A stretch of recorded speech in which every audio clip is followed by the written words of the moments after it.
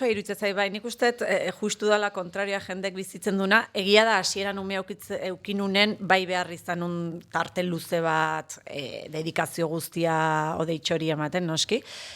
Baino gero ondo kudeatzen dugu, eta gero egia da eskoletakoa goizetan dala, gu jartzen ditugu eguna, gu jartzen ditugu ordutegiak, ordun, bueno, ez da hain zaila igual. Nik uste, bai, enuken zerbait ingo da Madridea juna dibidez, telesaiba grabatzea urtebeteko, imaginatu, proiektu bat, ez? Ba, hori enuke hartuko. Hori agian Amaia ere, bada zuri bilbidea urtetan eraman eta kudeatu izan duzun moduarekin koherente edo behintzat ulergarri, ez?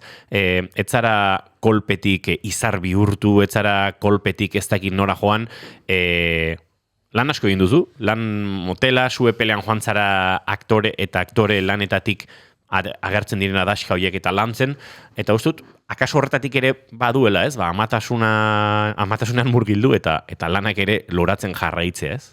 Bai, emozionatu iteit, pixkat, ze ikustet beste kasu batzuk, kolpetik diala izarrak, edo nire kasuak guztiz kontraria dela esango nuke, zuk esan dezun bezala oso pixkanako gauza bat izan da, batzutan sentituetena igual, nula jarraituko, ere, horre ondia momentu asko gauzak ez diala atera ni nahi nuen bezala, edo ja, suposatzeala adin badaukazunean, jazaki ze lortuta euki beharko nukela.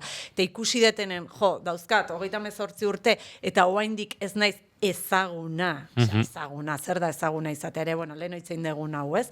Baina gero ikusten dut, ja ez daukatela horren hainbesteko beharrik, eta hartu detela indarra beste proiektu batzuekin, eta horri ematen diotela balorea. Orduan ja, aldatu dut perspektiba ere nere buruan. Eta niretzako hori oso garrantzitsua izan da, ze gizarte bezala beste gauza bat da aktore izatea, baina nere barruan, agian beste ikuspegi badaukat, ez?